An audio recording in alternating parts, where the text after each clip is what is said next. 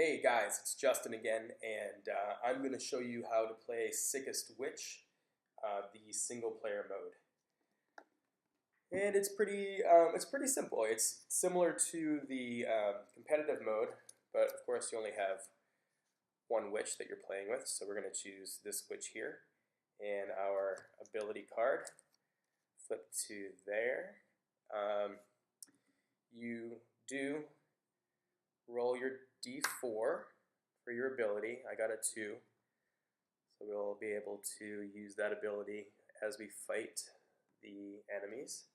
And there's different ways to set up the first player mode according to how hard you want it to be, and I have those rules written out. But I'm just gonna show you guys the sort of like medium difficulty for this tutorial. So I have the level 1 enemies sorted out, and we're going to choose 3 level 1 enemies. 1, 2, 3. 3 level 2 enemies. And you want this to be completely random. So what I do is I put them all in a big stack. I guess for the tutorial, well, yeah, I guess, let me do that. So level 1s, we'll pretend this is random. 2, 2, 2. It is random, actually, because I shuffled these. 3, 3, 3, and 4, 4, 4. And these are prototype cards, keep in mind, so they're going to change a little bit, the art and the crop marks and all that stuff. So what happens in this version of the game is that the player gets the hit point marker card instead of the enemies. Let me see if I can find that. Of course, I didn't separate it out. There we go. So the player gets 30 hit points on the hit point marker card. I'm going to put that there so you can see it. Starting with 30, and you're playing right there. What changes in the game is that the enemies mark their hit points with the D4s. So in round 1, we are fighting this guy, this guy. Let's move this here, and this guy, all level 1s. And, excuse me, I have a cold. I probably sound kind of snotty, but excuse me. Every single enemy is going to get 4 hit points, and you set the 4-sided die to 4, so you know where they're at. And you get to decide who you want to hit first. So just like the other game, you roll your D20, and we got a 10, so we're choosing to hit this guy first. They all have a 10 or lower for their armor class, so we would have hit any one of them just barely. And right now we don't have any spells, so we're only using our basic ability, which is just 1. Bam, like that. Now he can't hit back because we hit him. We got lucky, so let's try this guy. 14, that's great. We're rolling pretty well. The level 1 enemies are pretty easy to hit. Try this guy, and we missed, and now he hits back.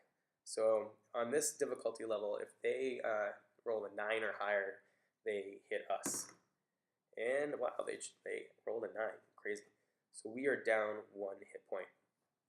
Now, you keep doing this until you say we killed this guy, and we acquired this spell, and then we killed this guy eventually, and we got this spell. At any time, we can also use our witch ability, but once we use it, it is put aside, and it isn't recharged until we roll a 1 or a 20 with the D20. So anytime we roll a 1 or a 20, we get to recharge this ability. Excuse me. So let's just pretend we beat all the level 1 enemies, and we acquired these awesome weird spells. So now we have these in our pocket to use.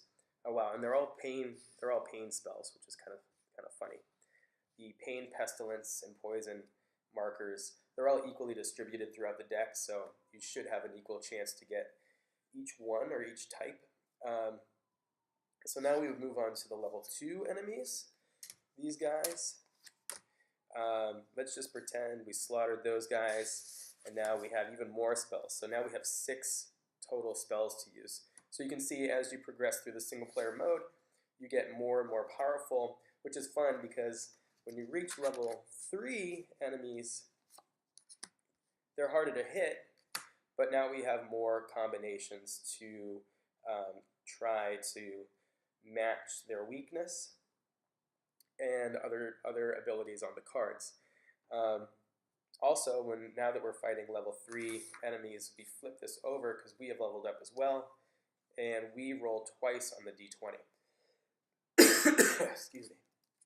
So you can see here, the first roll of the d20 gives you a boost to your attack, either pain, pestilence, or poison. I rolled a 10, so that means I have pain damage, and hopefully I am targeting someone with a pain marker. None of these guys do, unfortunately. And then the second roll would be to see if that hit actually worked. This is a 9, so I actually missed. These guys have an AC of 11. So if I had matched one of their markers and I was trying to attack them with this great move and I missed, I'd be pretty pissed off. And then they get to hit me back. Let's see if they rolled a 9 or a higher. No, they didn't. So they didn't hit me back. So you go back and forth and back and forth. If you roll your magic number, which is 7 on this card, you get to flip your ability card over only if it's charged. If I had used it and I rolled my 7, then it only gets recharged like this. But if it's already charged, I get to flip it over, and on a level 3 enemy, I can do 2d4 damage on a level 2 or level 3 enemy, plus whatever type of bonus that I want. So it's a pretty great move.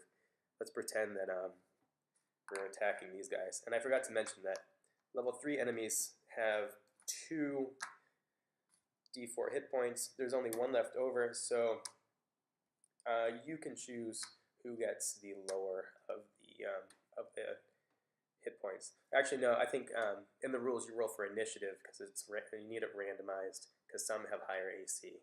You wouldn't want to put this on the highest AC because you'd be doing yourself a favor because he would be weaker yet harder to hit. So roll for initiative to see who gets the highest of the hit point markers there. But let's just pretend we hit this guy with this 2d4 damage. So we'll say it succeeded. It did. It's a 16. So 1d4, just a 1. 2d4, 2. So that's 3 damage, plus the boost is 4 damage, so he will lose an entire d4 of damage, which is pretty good when you're fighting these heavier guys. And your hit points at this point really might be down to maybe 15 or 13, so it's getting pretty tense. Let's just assume all these guys are vanquished, all the level 3s are dead, and you got these like awesome heavy hitting spells now. There's a brain and a kidney spell. So all these are in your arsenal. You have 9 now, and you have 9 spells going into the level 4 enemies. So again, you would roll for initiative to see who has the highest. 8, 3, 4. So these guys have the highest AC because he got a 3. Oops. Now you would go into this round, and actually I spent this last round, so this goes like this, and it is used up. So we would go into this round swinging, trying to take out all these level 4 enemies. Let's just assume we're maybe down to 6 hit points. Got all these guys.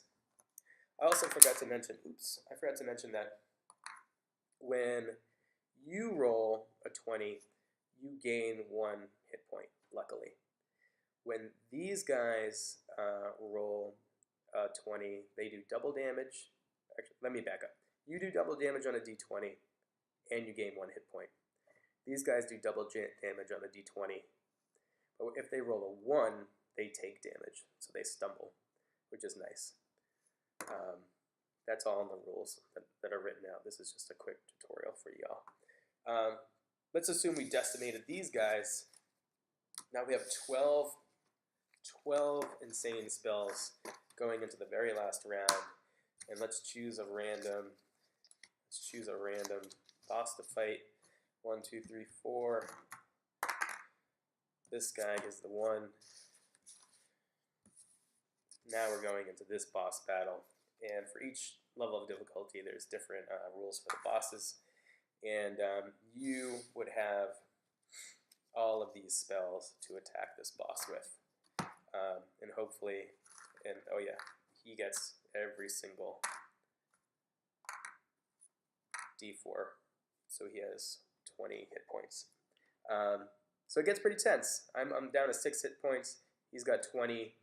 I would have to be really clever and match up his pain markers or his weaknesses and use as many tricks as I have to defeat this guy. So that's the level. That's the first player mode. You can see it gets pretty tense. I play tested this a bit, and I was really surprised at how fun it was. I was kind of scared at first. I'm like, is this really going to be fun at all? And once you start getting crazy rolls, it gets really, really exciting. So that is Sickest Switch single player mode.